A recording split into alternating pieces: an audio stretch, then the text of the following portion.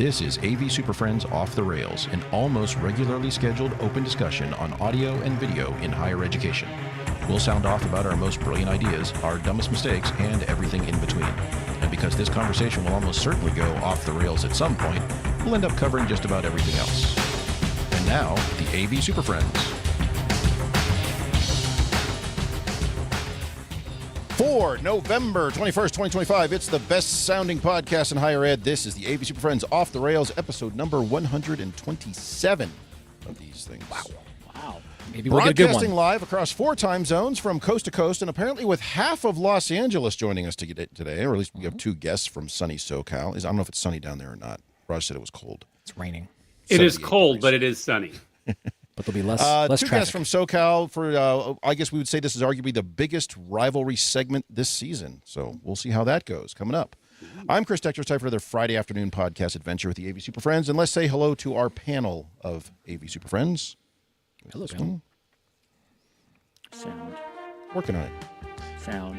Our first panelist ensures that every process flows together, even when they don't. He's an assistant director of integrated workflow harmonization from Kansas City. Say hello to Mr. Jamie Reinhart. Tuning forks. Tuning forks help harmonization. It does.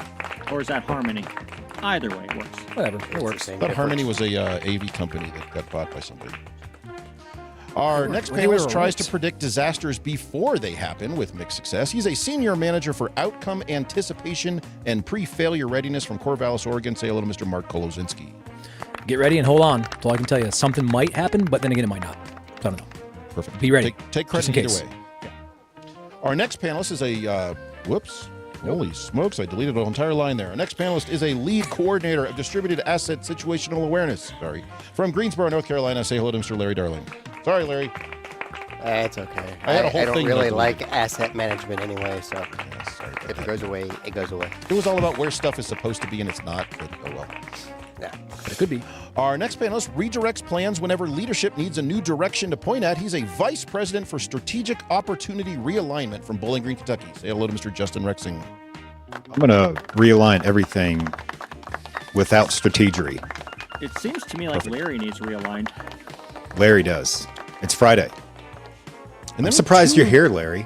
We got 2 Here we special go. guest panelists. Our first special guest, he makes sure projects keep moving forward in a vaguely motivational way. He's an executive director of cross-functional initiative momentum from Los Angeles, California. Say hello to Mr. Joe Way. Hey, welcome. Cross-functional moment. Yeah, going slow on the 405 freeway.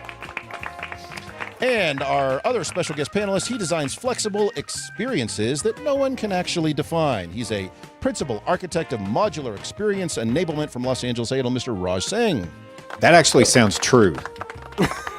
It totally does. You know, that's what we do. We make magic happen here. Yeah. Good to see you guys. And yoga instructor. Yeah, there you go. I totally missed that part. That sounds like one of those fancy made-up titles you guys do out in L.A. These are I all know. fancy made up They're titles. all fancy. Yes. All fancy. Mr. Vice President of Strategery, whatever it was. Junior So Duke on of today's data. show, we're going to if discuss we can't pay you. cloud-connected AV, and we're going to cap off our regular season weekly rivalry series. But first, a little bit of housekeeping. So if you're listening to this as recorded MP3, and before you scatter for the great higher ed mini migration known as Thanksgiving break, and yes, we know this is the last full working week of the year where anyone kind of pretends to answer their emails. We still want you to connect with us, so please reach out, join us on the socials. We do stream every Friday live at about 3:15 Eastern, 12:15 Pacific, whenever we actually get around to it. Today, Justin was adjusting his chair, literally. So you can join us for that on YouTube, LinkedIn, and Twitter, and maybe someday Blue Sky for both of you over there when they get off their butts and actually support streaming, which they don't. So both of you will have to just open up Twitter like you it out. normally do. Oh, Guten Tag. Yeah. Did I... You did. You could read. Das ist richtig. Please follow us on the socials. Share the show with your friends, your colleagues, your sworn rivals, and that one junior technician you have who just goes in and reboots stuff before giving up. If you want to keep this nonsense rolling into the holidays, please send us a donation because that keeps us to bringing you the honest content that you hate. It's unfiltered in every way, shape, and form. So, Gives Justin something to do. with that, let's get back to the show before somebody turns on an out-of-office message and we are completely gone. So, with that, Speaking of which, Justin will sing along to the news theme. Live.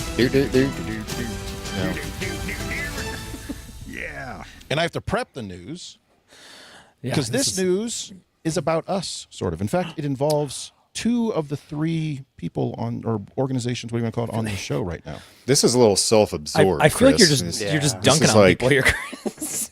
Sorry, Raj. So, but I got to get stuff ready to make this go. Why is like it about us? this? There it is. There's a new version of AV Buddy available, Oh, which yeah. is probably the coolest AV-related application, both Android and iOS. The links will be in the show notes. I do want to. Whoops, I closed more stuff here. I've had this app for This I don't app know, has been 10 out for years, a very maybe? long time. Yeah, like it's great. 2012 or something like that. It's fantastic. bought it is for $1. OG. It's vintage. It is OG for sure. But thanks to Christopher Wright, friend of the show, who reached out and said he's coming out with a new version of this, and he wanted to kind of surprise us with some of the stuff he's doing on this. And Joe, I'm pretty sure he reached out to you as well, hopefully, or he just stole content, but I'm assuming so. He just used the name just for the. But he's got kind of this like, there's a little calendar thing showing upcoming news things. We need to get him some more AV related things for his calendars for that. He's got some news stuff going on, which he's mainly pulling from like Commercial Integrator and AV Nation, which is a good start. But there's many more. I will send him a giant curated list of RSS feeds if he'd like. It's our live show. It does have a very cool kind of like breakdown of different sort of connectors as a reference point, different types of resolutions, all sorts of fun calculators in here if you want to go in and have it do some of the math that you're supposed to be able to do in your head anyway, but you don't because you cheat. You can use this to cheat because it's awesome. This will tell you how to terminate cables. It will tell you that pin 2 on an XLR is hot, and please don't think otherwise. It has all sorts of cool little tools here. I can't show it here, but like I use the test pattern thing all the freaking time because when I'm testing Audio stuff, tester. I plug my phone into our systems, USB-C, it's great. Plug that in, bring up all my resolutions. That's testing HDCP at the same time. It's a 2-for-1. Run your audio around the room. It's great. Little tab at the bottom here for news, so you can see what's going on in the news out here. And my favorite tab down here at the bottom that says podcasts. Blammo! Look at that. Pow! Right there at the top. Look at the top of that list. Boom. Pay him Look to at get that. us up there? Yes. We didn't pay him anything. We are just that We were awesome. just shocked. I'm monitoring the bank account. I know we did not pay them anything. It's always negative. We never. It- ever it's called actually having episodes out because that's what you have to called, scroll it's down called to the get me. RSS feed, but if we scroll down here, eventually we will You'll find. eventually find me. There it Oh, is. there it is. There we are. So if there's a couple options here. So he's got Joe's RSS feed for Higher Ed AV, which is very cool. So you can get if you need to do some testing, you're in a space, you don't have stuff loaded, just hit one of these, boom, you got the current episode of Higher Ed AV, AV SuperFriends, or if you want to get some ads, you got AV Week on there too. But there's lots of options for. I'm just saying, come on. Equal opportunity. Hey, Lots of cool stuff all there. content. So thanks to Christopher Wright for the update on this. Like I said, links in the show notes. This is not a paid sponsor in any way, shape, or form. You heard Justin talk about it. You heard Joe talk about it. We genuinely use this application. Highly recommended. Yeah. It is something that everyone should have on their phone. It costs a couple of bucks. It's like $3 or $4 for it. Totally Inflation. Worth it. It's worth. I got it when it was every penny. $1, but inflation sucks. is this an official AVSF acknowledged product? It is acknowledged. We acknowledge. Sure, this why product. not? We acknowledge this product as being very cool. It is a product. I need It's to worth that. Go to the what's new probably. page. Here's all the stuff that's new. Look at all that. All these got a little Oh look, fanfare you can going. do confetti. Look at That did that. not work great. Oh, that was in No. 60 frames a second on my phone, but over this Motion stream, on not that. so much. So I can imagine what it would have been like if you would have yes, seen so you can just imagine. So there you go. So that's was our a news beauty. for this week. Link is in the show Version notes. 10. Highly recommended. Everyone go out and grab that app. It's great. Not a sponsor. Correct. Not a 2 sponsor. thumbs up. That's awesome. Not a sponsor yet. it. Yeah, maybe Yet. it will be. I like the No, option. it is a good tool. Anyway, yeah. So highly recommended. Great tool to just have on your phone. So cost a couple of bucks, worth every penny. Yeah. All right, and with yourself that honest. said, we're going to take a quick Said. break. We're going to run an actual sponsored message from another company that does great work. And then we're going to come back and we're going to talk about putting all your stuff in the cloud. Get where it ready. belongs. Get ready. The AV SuperFriends are sponsored by Computer Comforts Incorporated. CCI has been building tech furniture for the education market since 1987. Instructor lecterns, computer lab tables, collaborative tables, and active learning clusters are just a few of the many innovative products made by CCI. Speaking of lecterns, Computer Comforts has just released Evolve. If you're looking to future-proof your classroom, Evolve is the Swiss Army knife of lecterns. Seriously, this flexible lectern does it all. Not only is Evolve sit-to-stand and ADA compliant, it's also packed with tech-friendly features. And the best part, it ships fully assembled and ready for action. Check out the 90-second video to see all the options. Visit computercomforts.com/evolve.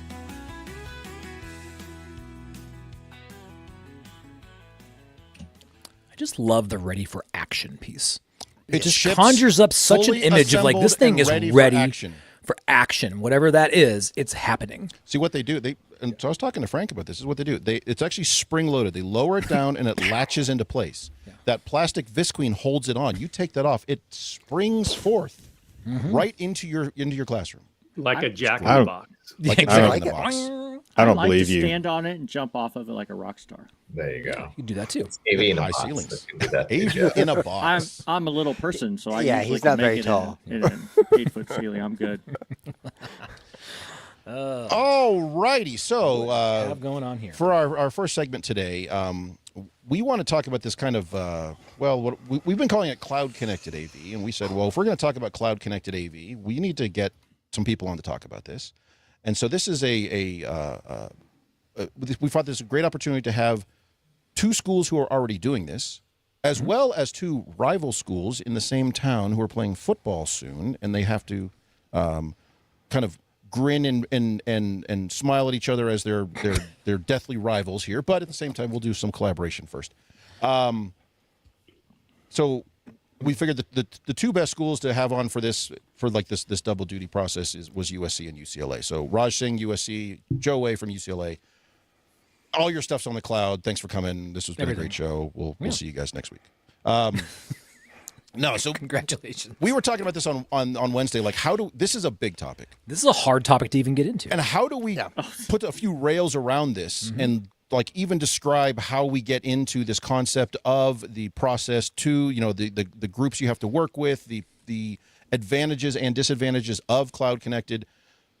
So we're going to start there, I think, but probably that first question of like, when we say cloud connected, or we say like a connected campus, what does that mean? Yeah, what the hell are we talking about? Yeah, what is that? So it's Joe, Raj, I'm just going to throw a conversation grenade over there and let you guys. I guess Joe's going first. Here we go, Joe. I am taking over. Okay. I want to get any chance to, All right, thanks, to Joe. control the Raj? conversation. Okay, so one clarification has to be made. We are fully cloud. USC is server based with cloud monitoring. Okay, so there's a difference where our control is in. I still don't know what fully cloud means. Yeah, I mean, Like I don't even know what that is. So there is a slight difference. So what we have done is done a platform that lives on AWS. We call it Craft Brewing Cloud, where the actual control system sits there, talks to everything directly. So there is no control anywhere within any of the spaces. So it has a direct connection to every device, and every device technically talks to every everything. When you say everything, Like your projector screens do that shit, Joe? Everything that is network. I mean, as long as it's connected into the network. Okay. Yeah, but everything in our new space is. Okay. So when AWS went down, it doesn't go down 2 weeks ago. Like, we what happened? We were not impacted. I know, right? So we actually had two things. So here's a fun fact. It sounds like you were surprised about that. Yes, absolutely surprised. But again, when it goes down, more people are worried about everything else they don't have. They're not worried about the AV people, right? But we were still up and active, and that's because we have a shelled AWS. So I think that it was when they went down on their ways because ours was not impacted. And the same, actually, our entire campus network went down yesterday. And they were able to reroute all the everything internal around through our router and our main data center went down. They rerouted traffic. So anything that was a SaaS product in the cloud stayed. So all my classroom stayed while everybody else's everything else was down. How about that? I've gathered you have stuff pointed to the sky, and we're sky connected. Raj, he's made this claim that your server connected to the cloud for monitoring. Your sky isn't as good. Your sky is not as high as his. His might be smarter. Okay, let's put that. We still haven't teased out what is it that you said you're doing here. Like what? Like we connected some things, and you have some things that are going to somebody else's computer. Okay, so now what? What are we doing? So I think to Joe's point, yeah. So in terms of cloud services, so I want to answer Justin's question too. So at USC, everything is connected, IP connected, from screen controllers to the door locks to the security cameras to Keep them in there. the encoders, decoders, our microphones, and everything that we have runs on the production IT network. Mhm. And then we're using things like Zoom Cloud. We have things like DDM, VC4. Those are hosted, and where they were hosted in a server for the new iteration past year, we have uploaded them to our cloud services. So we have built them on our Azure platform. And it's worked out well. You know what I'm saying? We've tested it out. We're looking to add more of those servers up there. But the servers that we did have before were running on our data center. Sure. And then, and if they're running on cloud, they're running on cloud that's provisioned for USC. And every building has its own VLAN. So all the devices that exist, they can talk back to the server VLAN and talk out to the cloud services from there.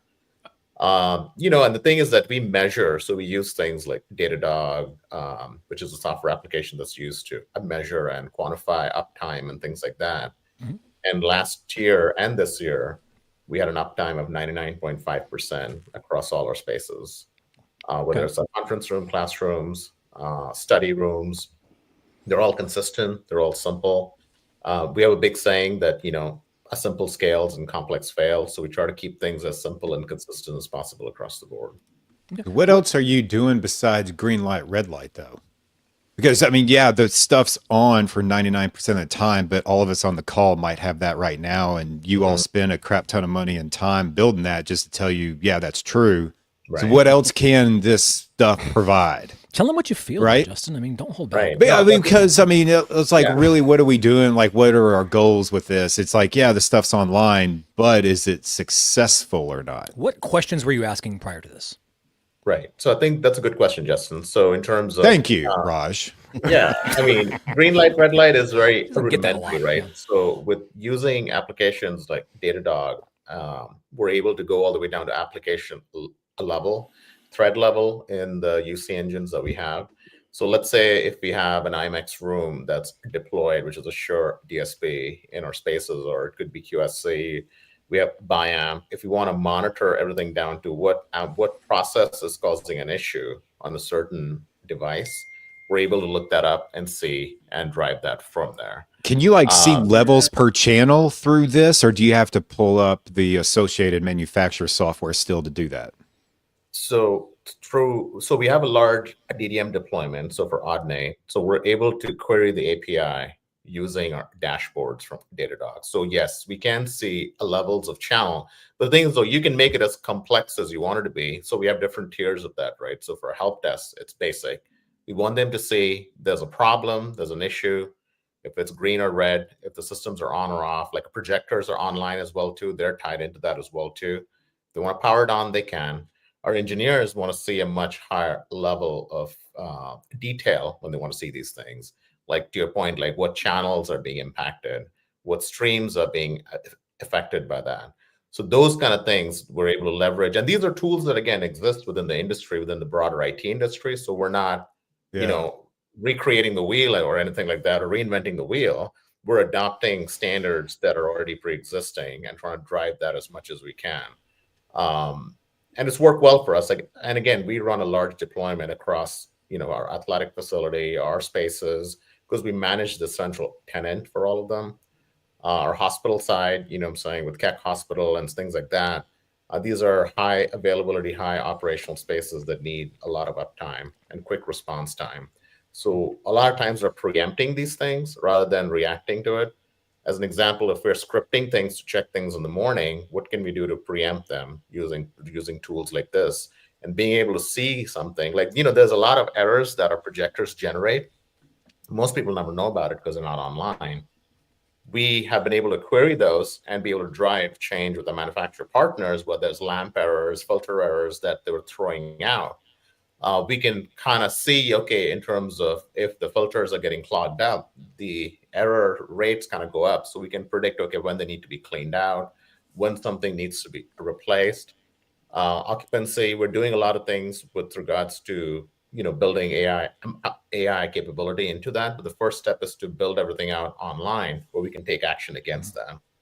So this is maybe, this is maybe a question for both of you, but how many times or how often do you see red lights? And kind of going back, I'm going to nitpick a little bit on this stuff, if you haven't noticed.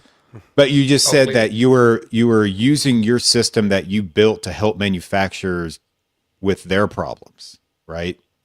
Did I understand that right? So how many times does the red light show up and you get false errors when it's not an actual problem because that projector's still working?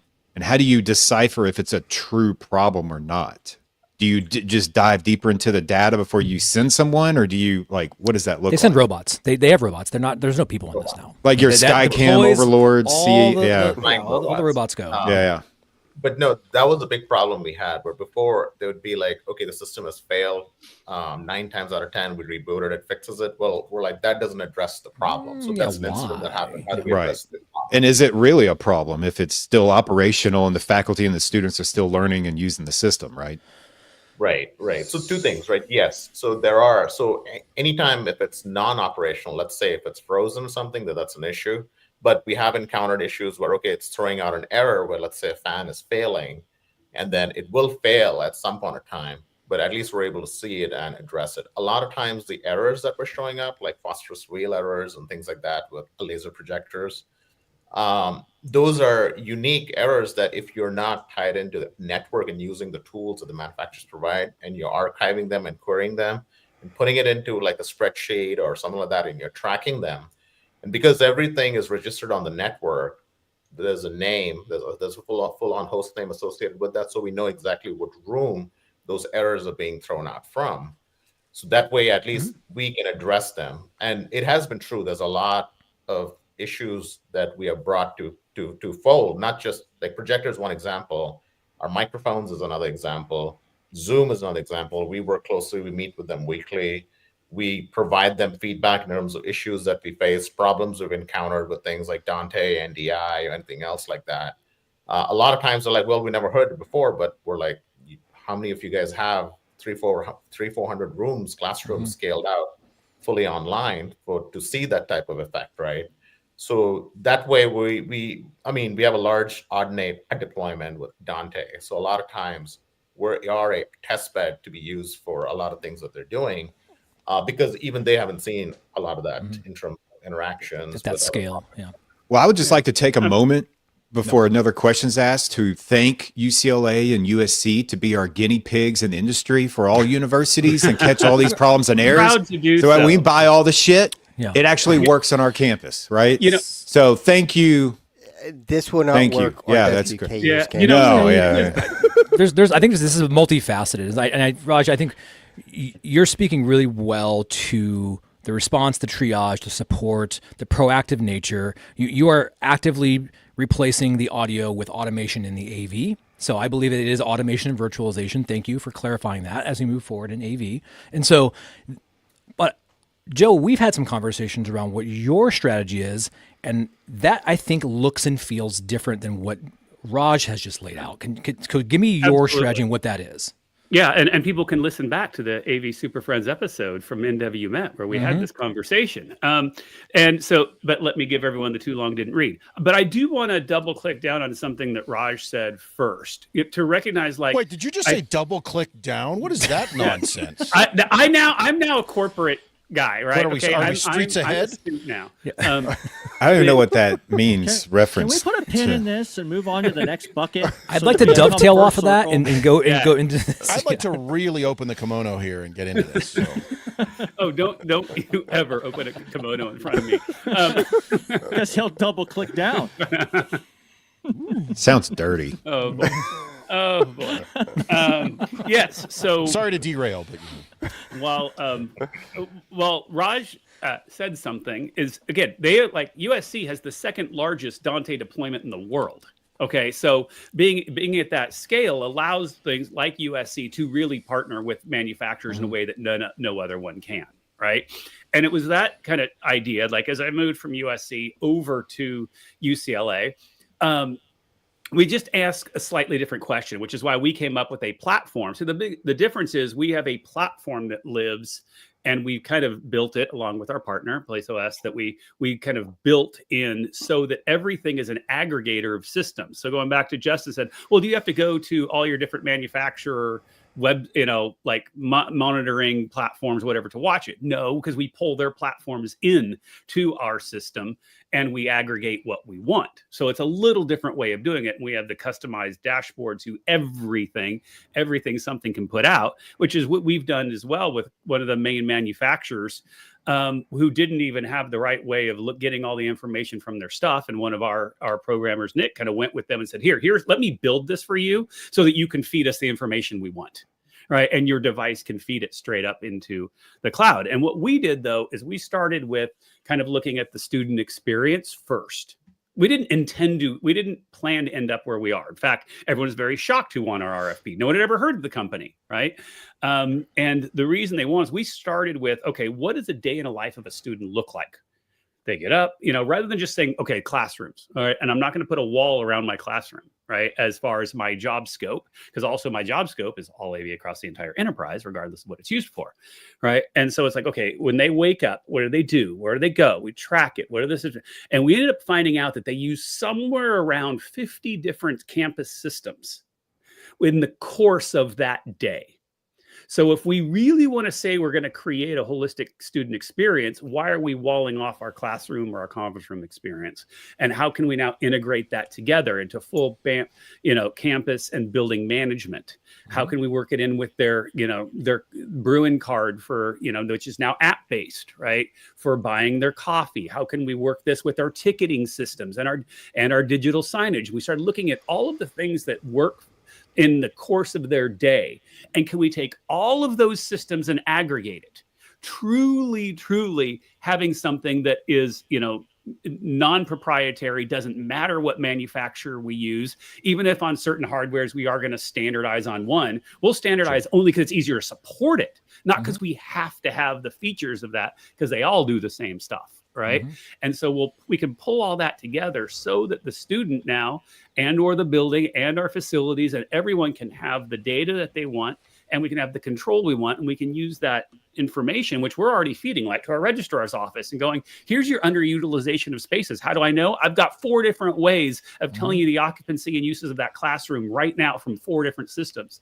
And I can aggregate those and actually tell you how people are doing it. I can tell you the traffic flow down the hallways based on every time an automatic light turns on. Right. And so I'm going beyond the classroom into actually being able to create a sustainable, smart campus. Oh, and by the way, there happens to be AV control involved. Right. It's like the little thing. That's the little thing, right? It literally is one of a line of 50 things we have. Right. But what it's also done, though, and I think that can't be overlooked, that AV is the eyes, ears, hearing of every other system on campus. Everything comes through us in some form or another. Yep. And that's where we're, and I'm blessed. I've got an incredible boss and incredible leadership. Thank you, USC, for letting us all come over.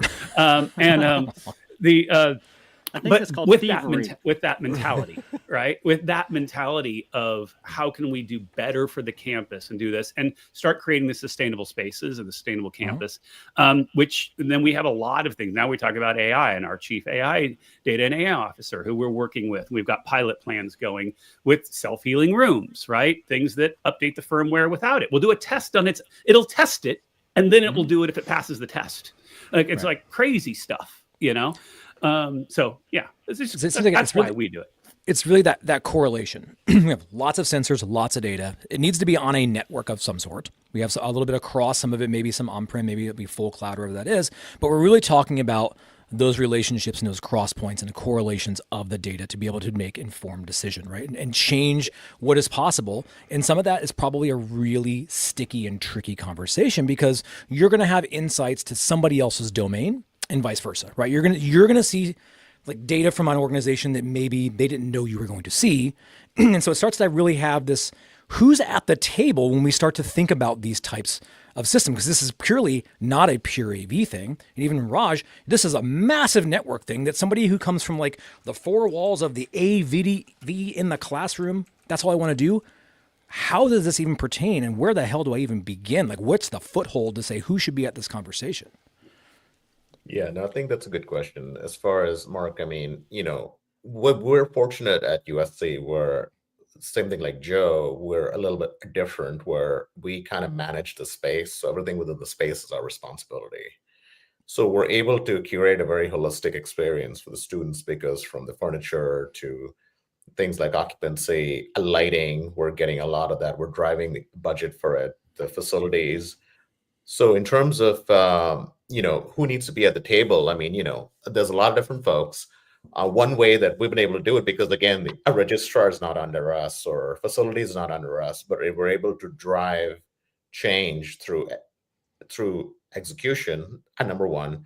And when we started, I mean, we had a very good example in terms of what we're doing before the adoption happened across campus with all different groups, because we are a federated model where we're not all the groups are not under central IT. Athletics, it's its own group, law school, Marshall, which is a business school.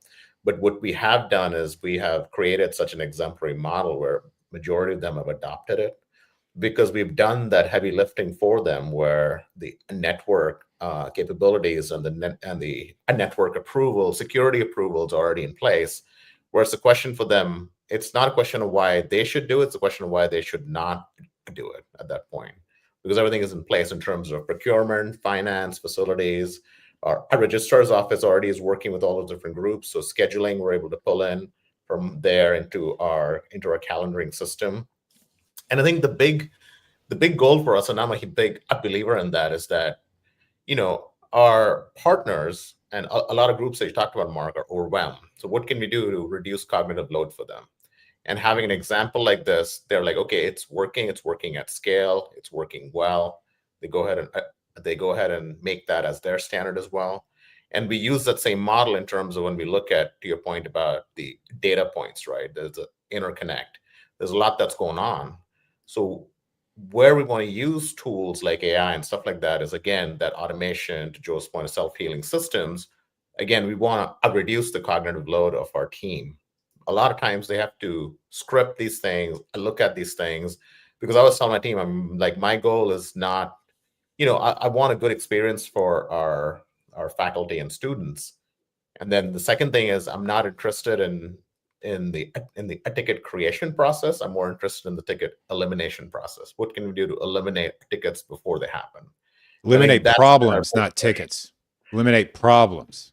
Exactly. We need to eliminate problems. Exactly. So before they become tickets. Nothing's a problem. Tickets are the result of problems. Yeah. Exactly. No, you're right. So our goal is I'm just messing with you, Raj. No, it's just fine. But things like, if 9 times out of 10 something can be fixed, like with a camera being rebooted, let's make sure everything's connected to PDU, and then we can do that remotely. Right now we have to script those. Why can't we just do it remotely from a centralized location? Same thing, like, we manage the lock and unlock schedule for our classroom spaces. It's a manual process. Somebody has to go and figure that out. Okay, when is the class schedule? When is it closed? How can we automate that? We already have the calendar events on it. So we push that automatically from a centralized location, and that way we can do it. And it's one less problem that happens. It's one less phone call. It's one less reactive thing that we have to do. We have a small team, and we have to make sure that we're scaling out their capabilities. And to things like being cloud-based, IP-enabled, you can do things like what Joe brought up is like firmware upgrades. You know what I'm saying? We have the concept of pre-production room where we test things out. We make sure it's validated for a period of 2 to 3 weeks before it gets pushed out. But when it gets pushed out, it's pushed out at scale. Then we know, okay, then it's been tested. We don't have to go room to room. Even something as simple as like camera firmware upgrades. I mean, we don't have bandwidth to bring ladders to 300 rooms and get on there and do a firmware push. So I think that's where having something IP-enabled, cloud-enabled is of advantage to us, because we can react much, much quicker. And we can build services on top of that because we have standardized a huge base across the way that we can build services on top of. Were you ever asked to quantify this as part of an actual business strategy? Yes. I mean, so in terms of when we started, and Joe knows this, when we were at USC together, I mean, our goal with the central IT was to go IP first and cloud always for everything that we're doing. We were both brought in as part of the digital transformation. And so the idea was already very well established as a baseline. And then we kind of executed on that. moving forward. Once we had a certain amount of rooms and one building in place, and that's one thing I always tell people, the scale out is actually very easy once you get a certain amount of rooms in place, because you've already taken care of everything that needs to be done from a cloud, from a security, from a network perspective. Then you can scale out much easier. From a business standpoint, we did understand that, there were a redundant connection points. So like with traditional AV having a whole set of cabling pathways and traditional IT having a whole set of cabling pathways, we've reduced that tremendously. One thing that we've seen a lot, our technology footprint has gone down tremendously. Our auditoriums have these big rooms in the back that are completely empty right now. We use them for storage. Everything that we have sits on our credentials or our tables. Same thing Joe can attest to that too on his end as well too. I think that's been the big surprise for us, is the idea that, when you go to something cloud-based, you go to something IP-based, your footprint is going down. So it kind of feeds into a lot of things like sustainability. It feeds into observability. I mean, a security team can see what we have connected, where before AV was a group on campus that nobody knew what they were doing. Half the time our CIO was like, okay, they're just the projector people. They don't know what we're doing. I know. That's how we get paid, Raj. Come on. I know. I'm trying to give away the secrets, We're trying to be wizards here, and you're opening up the book. Well, I think that's a good thing to kind of tease out a little bit, right? And I think, and Joe, you mentioned this a little bit, right? And that the eyes and the ears and the data gathering piece. And I think a lot of folks in AV and looking out at the landscape, no matter what you're doing, they may not understand like how that skill set correlates to this, right? And so I think Justin, you and I have gone back and forth, and we've gotten to battle around like, oh, you're delivering for human. Oh no, I'm delivering for machine. And understanding that difference of like the data path in there, and Justin, you and I have had some heated debates around this. And so, Joe, I want you to kind of tease that out. And like, did you have that as kind of this nascent ability? And if you didn't, was there a consortium that helped you out in that? Like, where did you go to kind of build out this new skill? Because this is not going to be just natively hanging out in an AV specialist back pocket. Yeah, great question. You should host a show one time. I'm not tall enough. This is great. You make a great point, because I get this a lot, and people say, should I do this on my campus? And my first response is no, probably not. Like, I believe in it, but I would not pull this off if I didn't have Chi and his team, right? They're the people that are much smarter than me who know this. And we brought in very, very, very specific people, and who we recruited. We're knowing, again, we went through the exercise of what do we want to have? Where do we go through? And then go, okay, what are the skills we need? And we have only two ways of doing it. Working with that department that has the skill, but then again, they don't know how to speak us, right? And then, or hire the person where the skill gap is missing, but also somebody who knows how to speak to that team. And so our entire solutions team of, I think it's 5 underneath Chi, are the ones who actually, can pull this together because they understand the wider thing.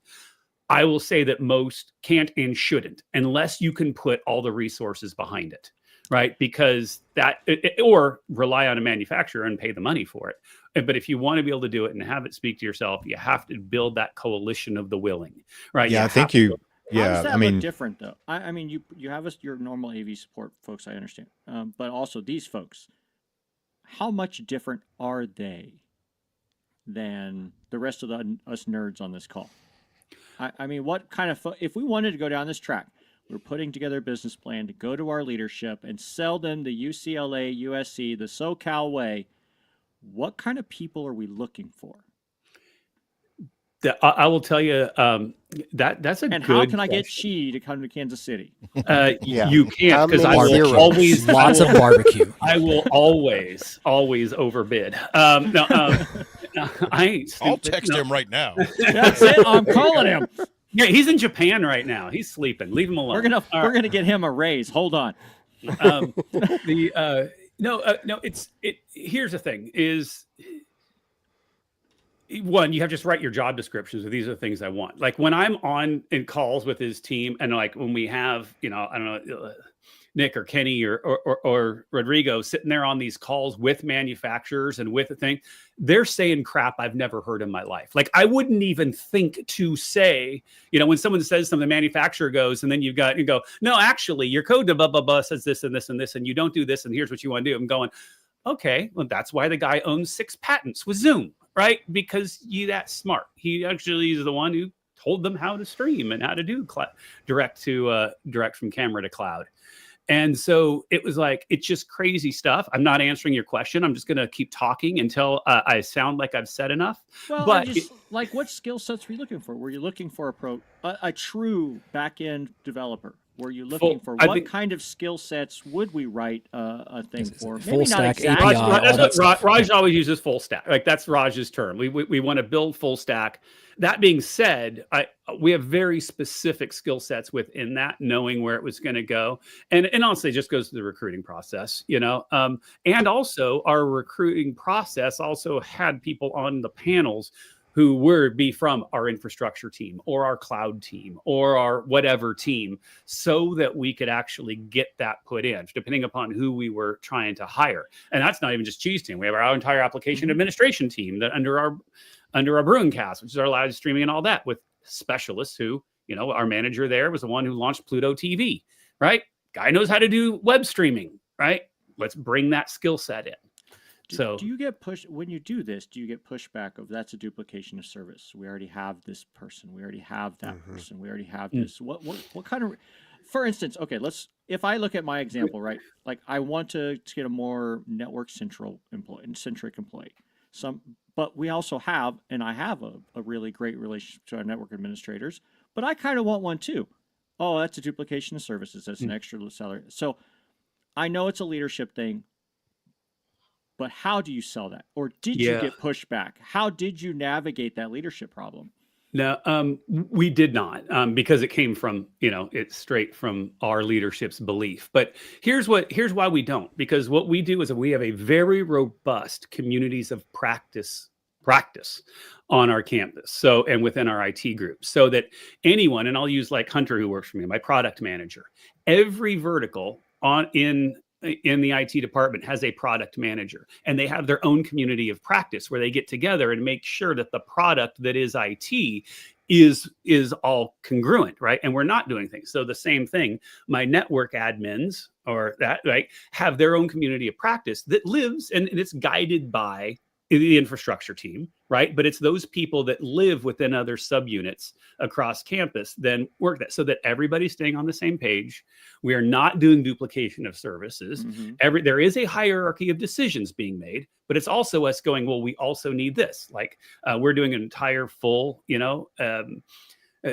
network unification across our campus. There's like 40 different networks. There should be one. We're going to do it. So we're in the process of that. On it, she sits on that committee, right? So we can say, here's when you're designing, here's what we need, with also somebody else from film or someone from high performance computing have someone there who's going to have to deal with the day to day. So I think it's going from the top and saying, we need every voice in the room who's impacted by this service in some way. Again, level of decision making. When it comes to the AV, we have tons of people across our campus who live underneath my group. I have a higher level of decision making, but I also get their voices because there are other groups I don't understand, right? You get the random Res Life. I don't know that you don't know until you have them in the room that Res Life runs a film night every, Saturday at 2 a.m. and they need XYZ, right? Okay. Yeah. Until you know that, right? So it's bringing those things together and making sure. So to go full circle, building out communities of practice. And I think you never lose. Even if your campus doesn't do it, here's advice for everybody. Start it yourself. Say, I want to start an AV community of practice. I want to find everybody who impacts me and get a group together. Because you know what comes once you do that? Governance. And once you have governance, you get, so I want to say, I don't like the word power, but you get the ability to start to drive and guide your direction that you want to go. And Raj has that exact same thing. I just cowboy it. Well, there's truth in that, though. I think there's a lot of organizations and a lot of like smaller, maybe smaller enterprises that they find themselves in that conversation where it's like, oh, I gotta get this whole PD for these services and all this stuff without ever stopping and asking like, well, what capabilities exist here right now? and be willing to look across the organization, across all the pillars of success and all those things, and say that person has some skill set that I need to use, and I need to get them engaged in these conversations. So how do we, like, we have to go out and shop for capabilities that exist and have a really good snapshot, because it's bigger than any one piece that's going to be able to do it. And I think that's kind of building those coalitions, as you mentioned, are really important. But that's not a skill and muscle that a lot of folks have, right? They have to learn to be able to step outside of their, if it's an academic technology domain or like an AV group or whatever that is, like they have to say, hey, this is an IT thing, and what capabilities and skill sets exist in IT to be able to start to build out this larger strategy. And I think it is a much harder and difficult conversation than people may have been hired in to just do one specific thing. On that too, and then I think Raj might be able to add to this, because I'm going to say 2 examples. I'll especially take your network infrastructure team, because I know a lot of them go, oh, they won't listen, they don't want this, or whatever. You know that they always have the projects that never get the glory. Like our stuff is seen, right? It gets case studies. It gets us. No one cares about the network being, thrown around and all that stuff. So when you bring them in, it's amazing how they feel like, oh, you're empowering me to be here. You're going to call my name out in the midst of our team meeting because of the help I did by doing this. It's amazing when you start doing that, you pull it together. And Raj has a great example of his connection with facilities, right? With the registrar's office, the facilities, from the furniture, how they help and they guide the furniture. Now they're not buying it and the ones having to do it. Like there's a great relationship of the key people. And now that buy-in, that's how things were able to get done. I don't know. There, Raj. Yeah, no, I think Joe's point is great. I think one big thing, at least at UCLA and USC, is we have strong teams. And going back to your question, Jamie, is the fact that we're only going to be as successful as our team members. End of the day. So how do you bring in these new ideas and new concepts, right? In terms of one thing. And Joe knows this because he does a lot of this. We look for is inquisitive minds, willingness to learn, being able to adapt, because a lot of it is going to be a challenge. It's not going to be straightforward. It is going to require a mindset shift across, like in terms of what you're doing, how you're doing it. The other thing is that, when you look at ideas that we're looking at right now, and skill set that we look at as well, too. I mean, there's a diversity of skill set. I mean, same thing for us. I mean, I had to hire a lot of new folks, when they transitioned out. And when I was looking at it, I mean, some folks had background in avionics. I mean, they'd done some AV in the past, They had an innate understanding of IP streaming and cloud and things like that. A reseller side, our integration partners, our manufacturer partners, we've hired from them. So having that understanding of different viewpoints and being able to bring that in, and then seeing where we lack, Of course, there's a lot of things. One thing that I think, and both Joe and I have talked a lot about this, is the mind shift that we had to do with a lot of our team members, because traditionally AV is a bottom-up approach. Everyone in AV is like, I have a room, I have an equipment, how do I connect this? Where traditional IT is a very top-down approach. When our CIOs are looking at an organization, they're looking at it organization-wide. So having that conversation with a team when you're building something, don't just think about the room. I mean, you're building this for an enterprise organization. You have other stakeholders like, the security team, the infrastructure team, the network team, the application team, the UC team that's running the Zoom. There's our customers then with the, registrars or facilities or the academic side. So think that and keep that in mind when you're building systems.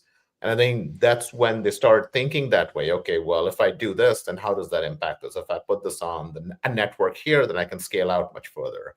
If I'm looking at standards, what type of standards they are, That's absolutely right. It's avionics, that's how AV is there. But Quintessential I think AV. thing, just the experiences and the mindset shift is very important, and being willing to adopt new things because change is tough. All right. Well, I hate to use another bit of Silicon Valley speak, but we have to put a pin in this. This is going to be a long conversation. Yes. We're not going to be able to solve this in the next 30 to 40 minutes, but it'll take like at least an hour, and then we'll be together. We can circle back on it. let's circle back. Circle back on it.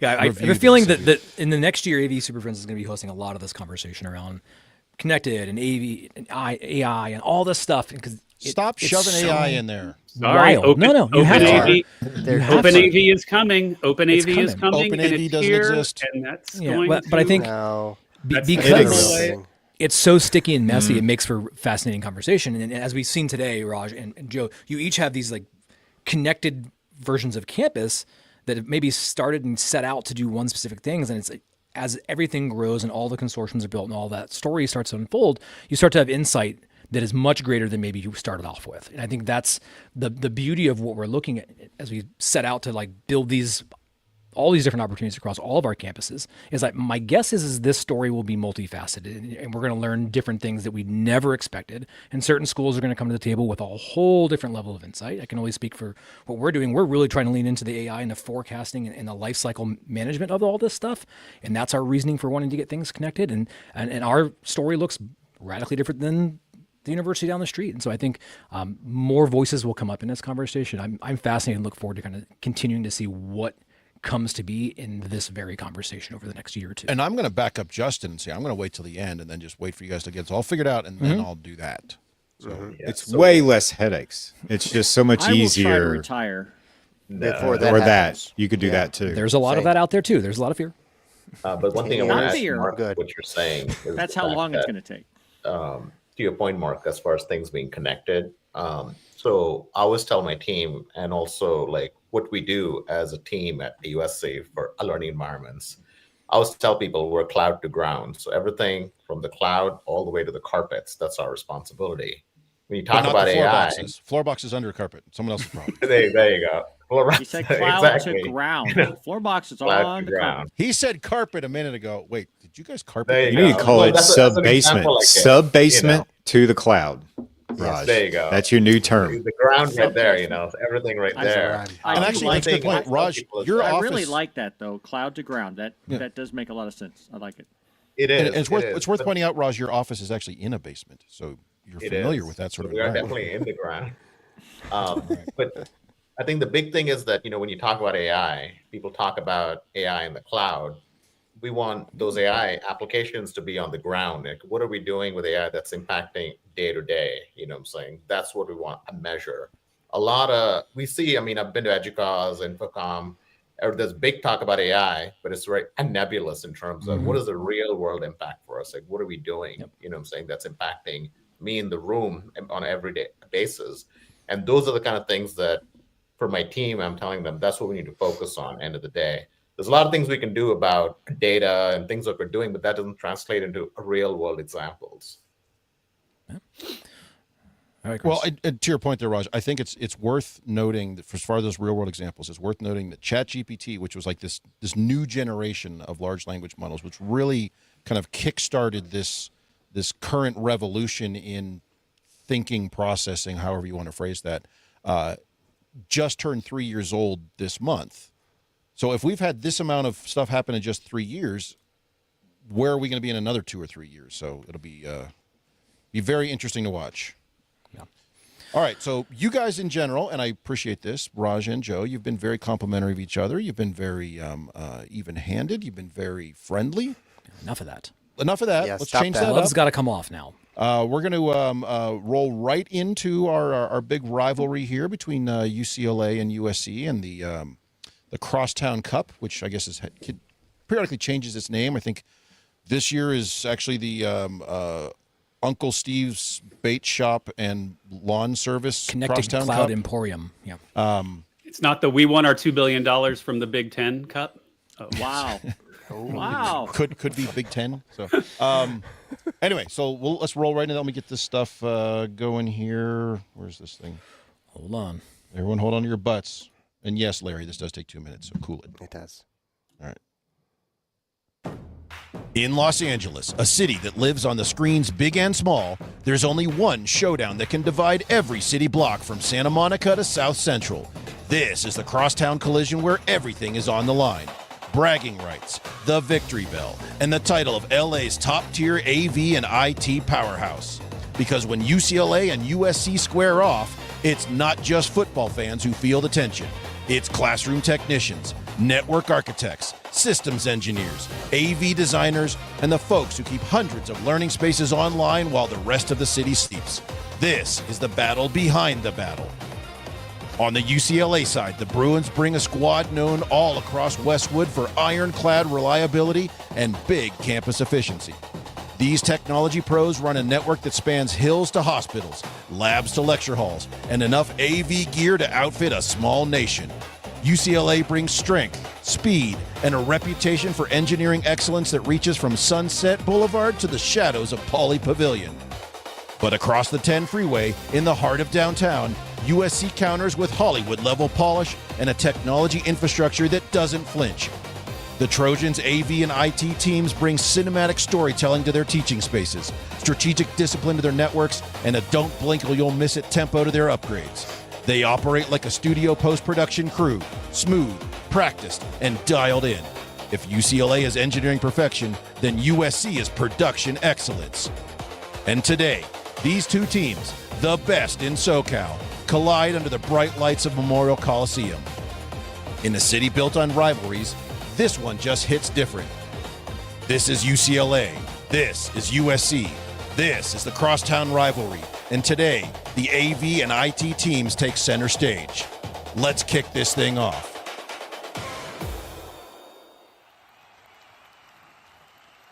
Welcome back to the Memorial Coliseum, folks. We are just moments away from kickoff in one of college football's fiercest crosstown showdowns. And yes, we've talked plenty about the players, the coaches, and the victory bell, whatever that is. But today, the real matchup might be happening behind the scenes. That's UCLA's elite AV-IT team versus USC's powerhouse AV and networking crew. Yeah, look, you can't win a rivalry game without a good offensive line, but you definitely can't win finals week without an uptime. And UCLA's team, they've been rock solid all season. They're the kind of crew that tests a firmware update like it's a trick play on 4th and inches. Sure, but USC's got something UCLA doesn't. That Hollywood shine. They roll out classroom installs like movie premieres. Everything's polished, everything's branded, everything's signals path is dressed like it's about to walk down the red carpet. You want cinematic hybrid learning? USC delivers it with Hollywood flourish. Yeah, but can they troubleshoot a failing network switch at 7:59 a.m.? The Bruins have grit, man. They thrive in chaos. Chaos, come on. USC's got a philosophy. We don't do chaos. Their monitoring dashboards look like NASA mission control. If a single beamforming mic sneezes wrong, they'll know before the professor does. All right. Let's settle this by heading down to the field. Our sideline reporter is standing by near the victory bell with an update on both tech crews as we get ready for kickoff.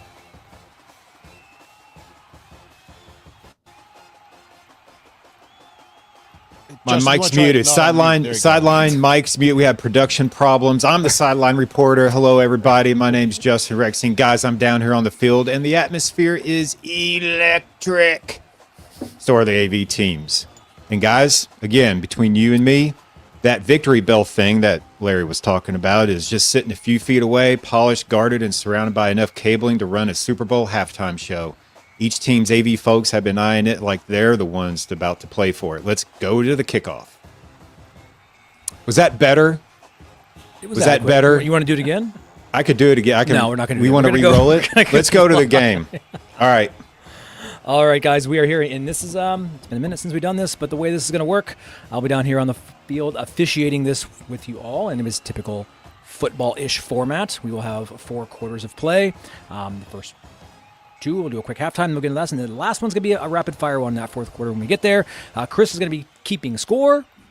We have the AV SuperFriends will be calling out questions when I come to them, and it is a bit of a timed affair. We want quick rapid-fire answers when we can get them, and we'll have a chance to rebuttal and retort however you want to do that. But to get going, Joe, since you have traveled all the way across town for this affair, we are going to flip the AV SuperFriends coin. You're going to call it in the air to see if you're going to get a question first or who's going to get the choice of how they want to play this. So here it comes. Call it in the air, my friend. Heads. It is tails. Raj, we're coming to you. Do you want the question, or do you want to kick it back over to Mr. Joe Way? Sure, I'll take the question. Taking the question. All right. First. Here we go. Larry, we're coming to you for our very first question. What do you got? Pull it out of the hat. Let's get it going. Awesome, because I'm kind of a non-believer in the whole everything's connected to the cloud. So I want to know how many of your classrooms are actually up to that spec and how many are just running on prayers and paper clips? So that's 5-wire BNC is what that means. BNC. Yeah. We're going to bring analog back, We should. As far as everything that we manage, which is my team, learning environments, 100% is on the network, cloud services. It's using all the latest and greatest technologies, and any room you walk into is consistent and exactly the same. Now, we do have certain departmental spaces that might not be up to spec, and they do have traditional, projection with a home run going to that as well. But usually those are non-academic facing classroom spaces. Most classroom spaces, especially during the pandemic at USC, were upgraded with some type of hybrid teaching and learning. So I would want to say that we're better than most, and at least spaces that we control and manage, those are at 100% right now. What kind of numbers are we talking here, Raj? Give me a number and a ratio. Like you oversee X amount of rooms. How many may not be under your At least your 8. guidance? Yeah, so it's about 300 classrooms, so classrooms, auditoriums, and then about 200 conference room. And then we have another, let's say, 300 to 400 spaces, like conference room, classroom spaces across campus. So I would say we're at half the campus, and the rest of the campus that's not under us, they have adopted a level of the same standard. So as an example, like our College of Letters and Arts, even though they don't, they have labs under them, we have classes under us. So the labs are using the exact same classroom standard that we have, all the way down to the credenza and everything else. Because at some level, our team understands that, when they go into the spaces, they want a consistent user experience. An example of that also could be like we work closely with athletics or auxiliary teams or our dorms. I mean, they have started standardize on our model as well, too, at this point. In spaces that they manage, the hotel as well.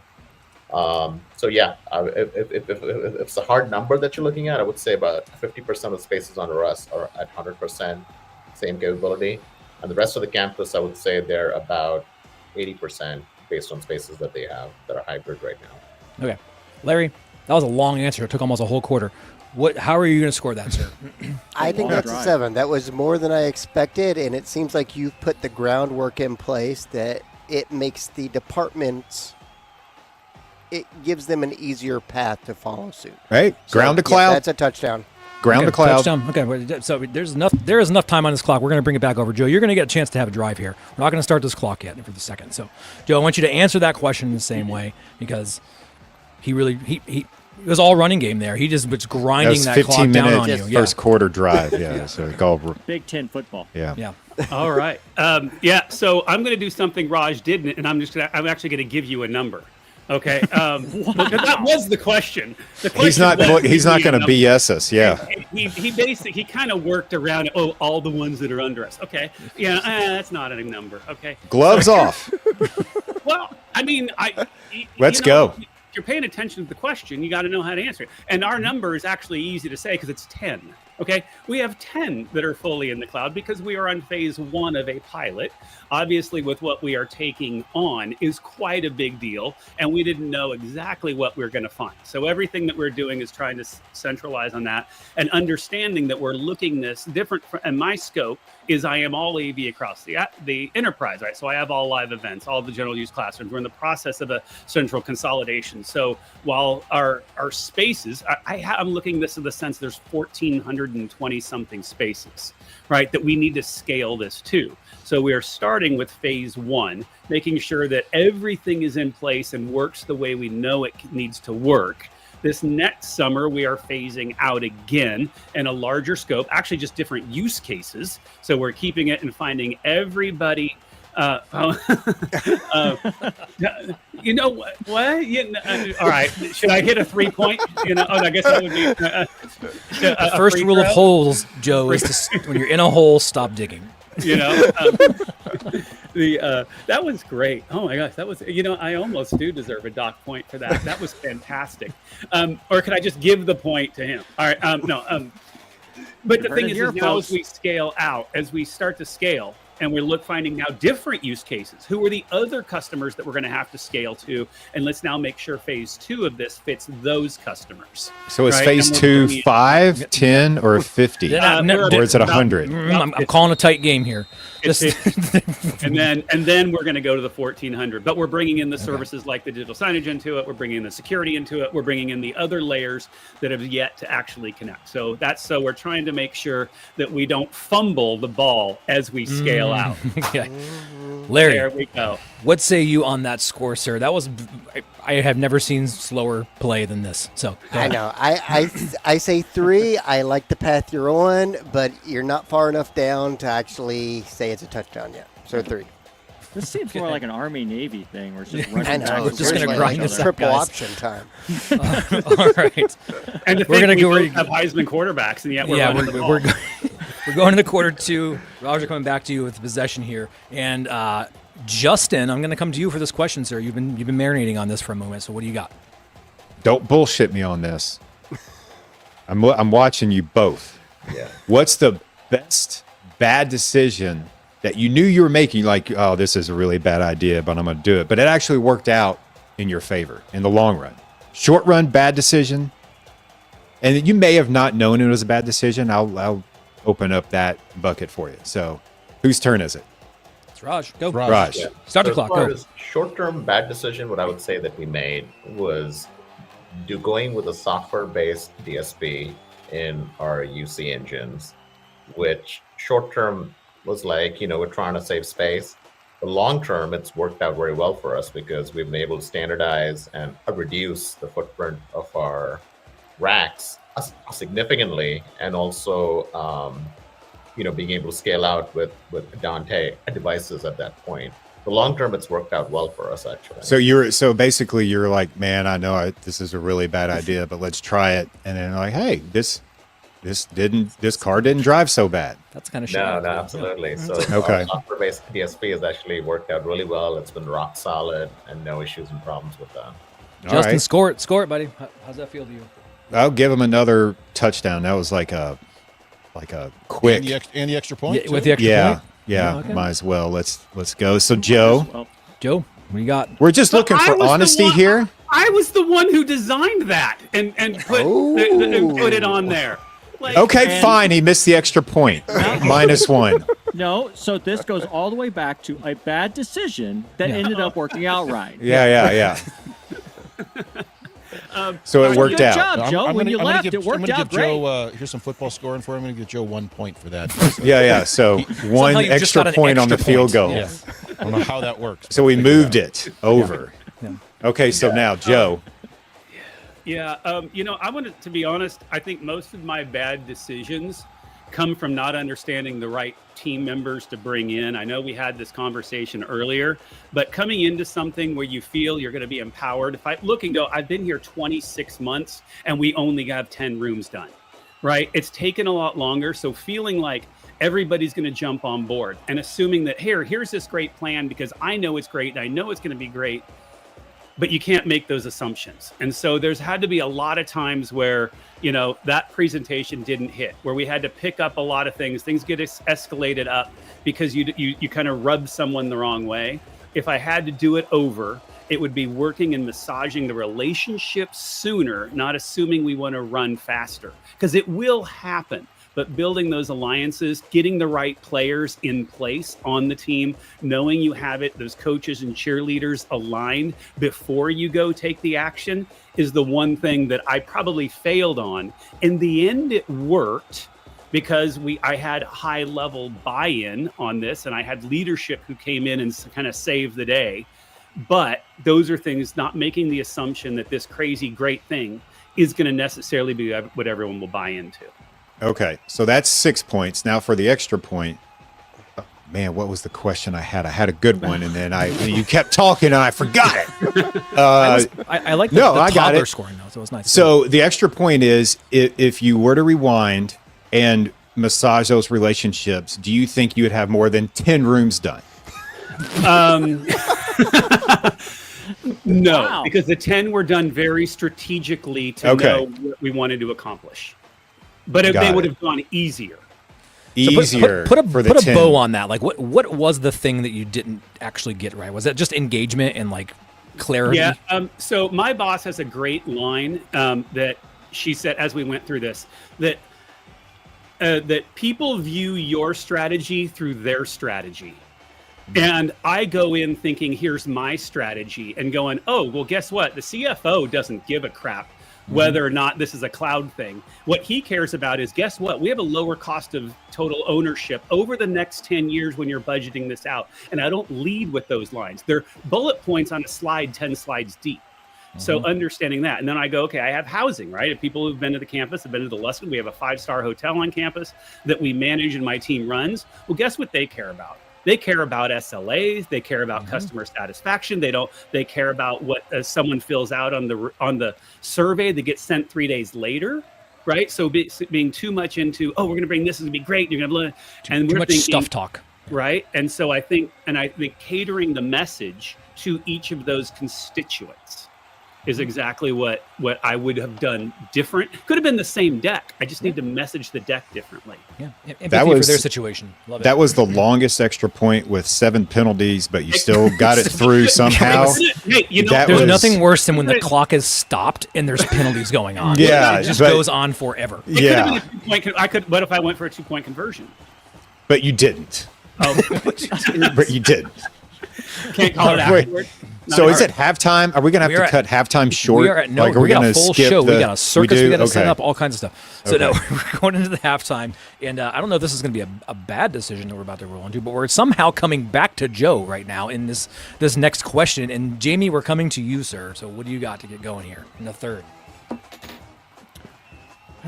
All right, let's step way back.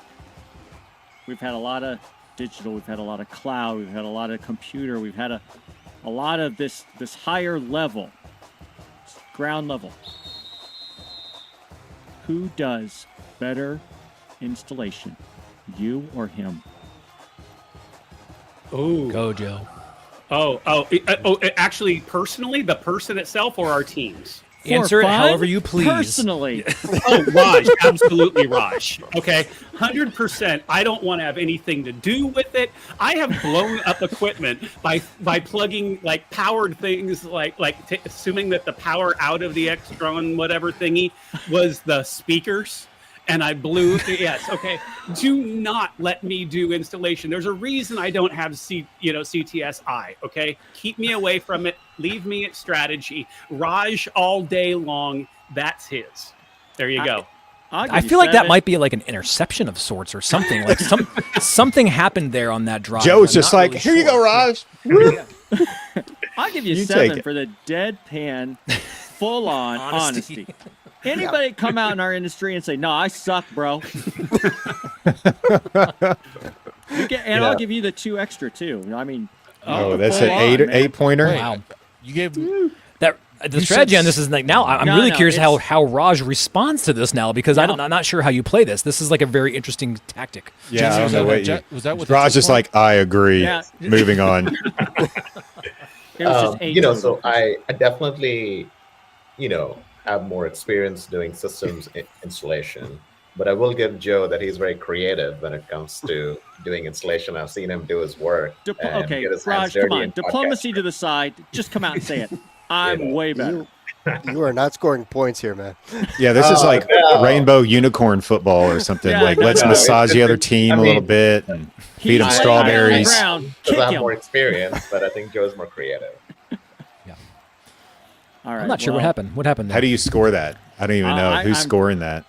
I'm gonna. Jamie I'm scored it, only but- going to give him 3 Uh-huh. because he had every opportunity to completely kick a player when he was down, and he Okay, was we being can- nice. Let's get a quick one in here. We got 1 minute left in this quarter. Chris, I'm coming to you. Give me a quick question that we can pack into this quarter. Coming back to Joe. It ain't a quick question. It's but never my it never is. Go ahead. All right. What? So this one's going back over to Joe, right? Yep. All right, Joe. What is the weirdest space on campus that your team has turned into a functioning learning space? They've only done 10. I This know. is not a fair question. Doesn't matter. That's the question. Well, We're coming back to Raj on this one too. So yeah, I was going to say, let me go through our 10 into a functioning space. Well, how about this? One of them, we did do the taking it from, that it was a stepped into a sloped.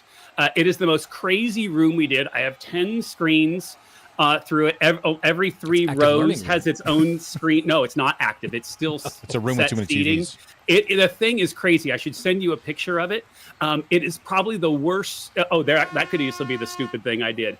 I was high on something when we were doing our. It's a pilot. Okay, it's a pilot. Be creative. Go all out. But it was a room that had not been redone since 1994. Completely gutted it. It was kind of it was seated steps, but it had the old, it was definitely non-functional. It's a long room with no displays, nothing. Bowling alley. The chalkboards, the throw it up type of thing. And when we got in and we started doing the math on it, we realized if we put a screen large enough, you don't have a front room anymore. So that's why we had to start letting the math decide. It's a crazy looking room, 10 screens. Raj has been in it. It's the weirdest room, Volta, that's now sloped. And so there was a question there somewhere. Oh, turn into an active. So here's the thing, though. People actually liked it. When I walked in, I'm like, oh, this was crazy. But it turns out the AV math worked. See, right? that was And the there the answer reason. for quarter 2, I believe. Yeah. So we can now roll a marble from the back of the room to the front, where it used to actually have steps that used to go down. Correct. And Perfect. here's the thing. It also went from 74 seats to 115 just in cram more people in redesigning and do it. So, which the registrar loves that because now we have another large lecture hall that we couldn't have booked before. So you get the kudos for actually increasing enrollment and increasing registrations and tuition by now having a larger space. So that was Chris? a win that we didn't know. Score that, Chris. I'm going to give him a safety. You're gonna give him a safety. Safety. A seat? Yeah. Safety. Who? For Raj? Yeah. You're giving Raj 2 points for that answer? Yeah, there you go. I think we got this one in the bag because this question, we had a planetarium space that we converted. I know exactly where Raj was going. I know. And then I think the thing is, it was weird that the ground level is just, it's auditorium, but like 3 levels above that is empty. There's like wasted space. And it's like the weirdest room. And when you go upstairs to the top of the auditorium, you can look up and it's this cavernous area. So that was the weirdest space I can think of. We had some other ones during the pandemic, like the Shrine Auditorium. Did you put anything in that cavernous weird space? No, I'm thinking nothing, sphere, just Raj. empty. Sphere. Maybe Sphere. some clouds. I know, that's the plan, Right? Let's see, So what did you do in this planetarium? Was it just like a retrofit? Like did you So add it was AV to it? built What as a was the scope? planetarium, but it was never actually used as one. And then they Does it wanted to open use the it as roof an or something? auditorium. I have an idea where I think they wanted to build a planetarium, but I think they ran out of money, so they just covered it up and made it an Tarps. auditorium. But now, to Jamie's point, we'll do the sphere in there.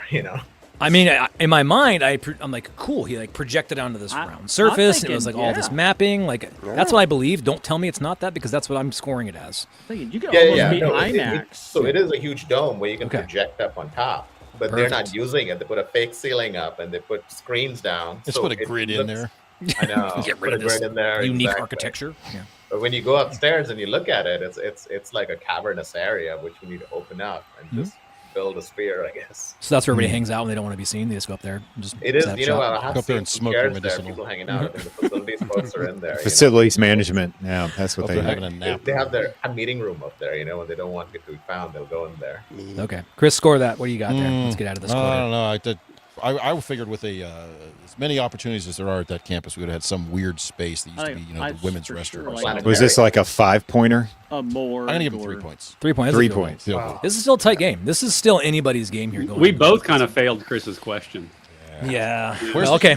You're supposed to convert like an old horse barn. Examples You we have build it in had. a pool. We've had morgues Old on the horse- show. We've had morgues, like yep. all kinds of stuff like that. What did Bathroom. what about the- Planetarium, Yeah. though. bathrooms. I've done a room that was a bathroom twice They converted it to a different room, and then they made it back into a bathroom, and then I made it into a conference room. Okay, We all had right. the all right, says the anthropology peop- one. That was You know how old like we are so young. Our oldest buildings aren't even that old, right? Like you guys are there's all young we don't children. have Well, that's- like, a barn. Really? Because Daddy Warbucks shows up and builds a new building every We even have a barn. The answer everybody wanted was like, oh, we had a strip club. Like that would have been the answer we wanted you guys to We say. even like, had, we even had Joe, do Frank you wanna on tell from the- Las the Vegas. story And he couldn't even about come up the- with a strip club. Yes, the strip club story. So No, What? not today.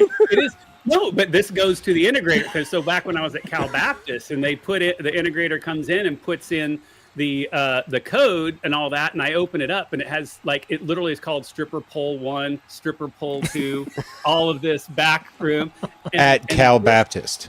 Yes, and Copy because they paste. just Perfect. yeah. See, that would have been a really good That would have been a halftime show. touchdown. Yeah, But I'm representing UCLA right now, not Cal Baptist.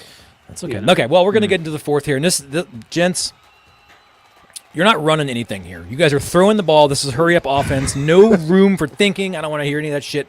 It's the first thing that comes to your mind. You say the answer when we come to you, all right? And so It's 1 point. It's Bang. 1 point at a time per question until that clock stops. And when it stops, we're done. Okay? So, guys, we're going to go. Larry, I'm coming to you first, so get ready. All right? So, everybody pick their question. Larry, get us going. What is the first question, sir? Go. First question is internal installations or external contractor? Internal. Dr. Clock. Internal. Internal, Raj? both get a Internal. point. Okay. Jamie. Oh, what is it? Oh, zip ties or Velcro? Velcro. Velcro. Okay. You guys can't say the same shit every time, okay? I'm going to start taking points away. The answer was No. diagonally cut. Yes. Zip ties at a 45 gets 2 points. So, Okay. Justin. go. Yes. Question. Does your team manage and support the PCs? Yes.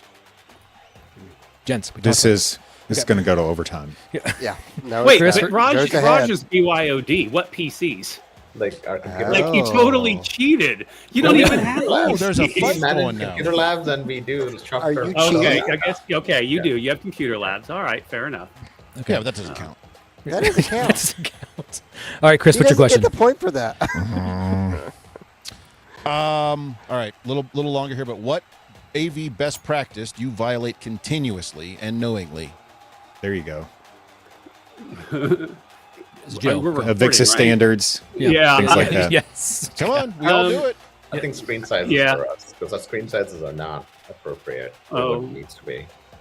Okay, so Joe, you can't say screen size. I can't. All right, I'll just say it. Ladder use. Ladder Oh. use. Oh. We'll take The it. lack Are you of taking the, ladders. this is not a step and stepping on that step, sir? Are Are you have two walking people the going up the ladder same across ladder? the room? It has nothing to do with the ladder. It's the chair on top of the table he's talking about. Yes. I'm just gonna leave it as it is because I'm just. You can. There you go.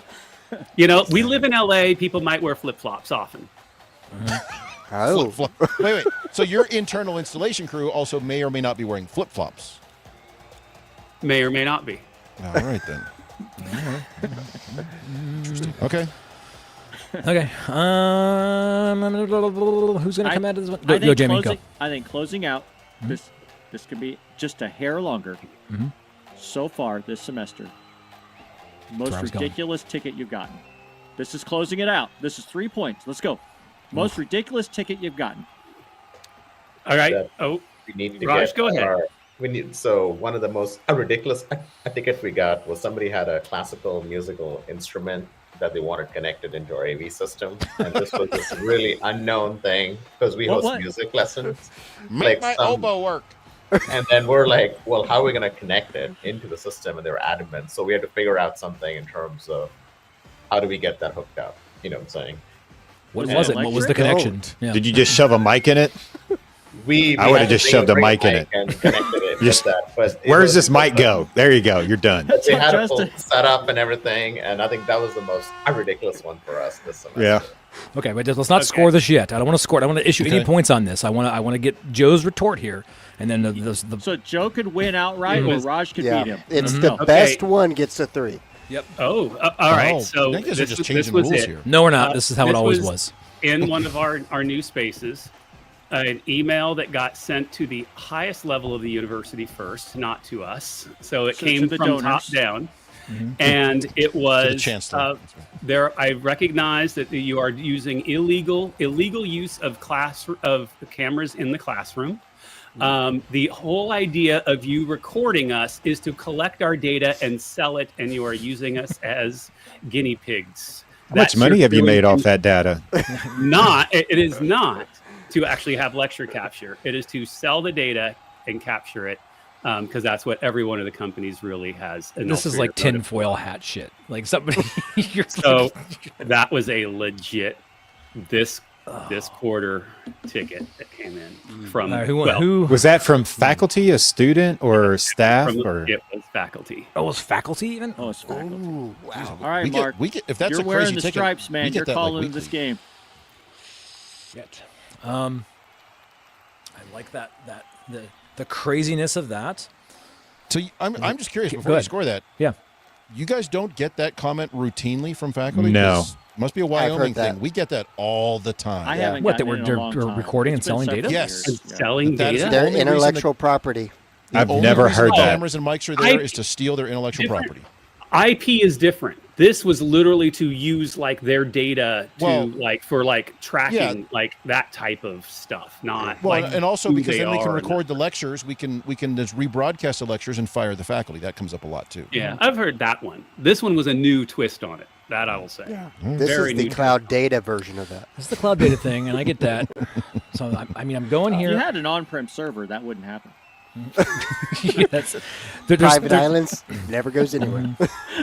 But I think the thing I like about my answer here is that Oh god. there's Think something to about be it. said about just the level of obliviousness that sometimes people have when we start talking about digital interconnect. So I'm going to give the points to Raj. If somebody comes in with a classical instrument and says, "How do I make this digital?" and they have no idea, I actually think that is a weirder Hey, request. Raj, Yep. here's my didgeridoo.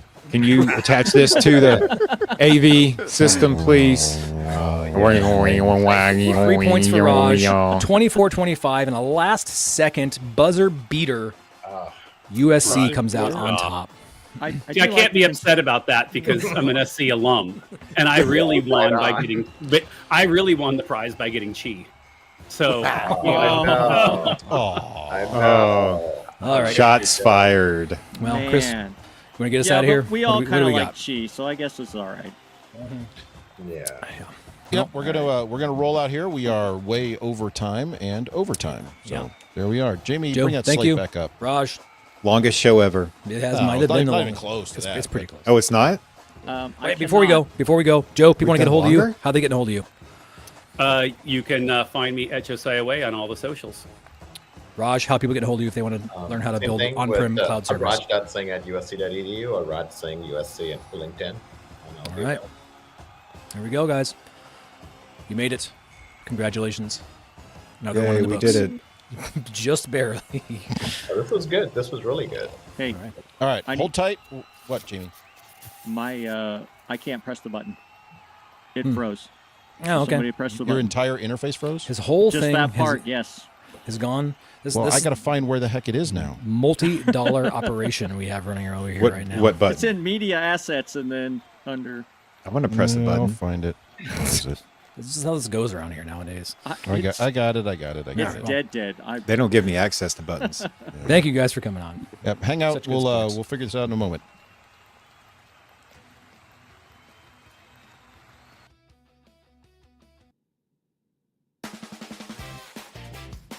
This has been the AV SuperFriends Weekly Rivalry.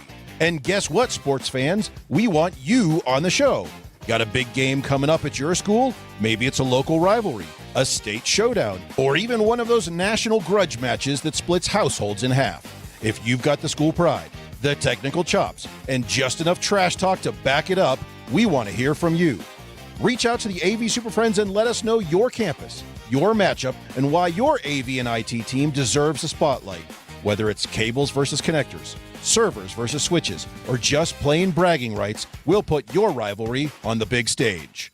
So step up, Call your shot, and maybe you'll be the next feature on the AV SuperFriends Weekly Rivalry.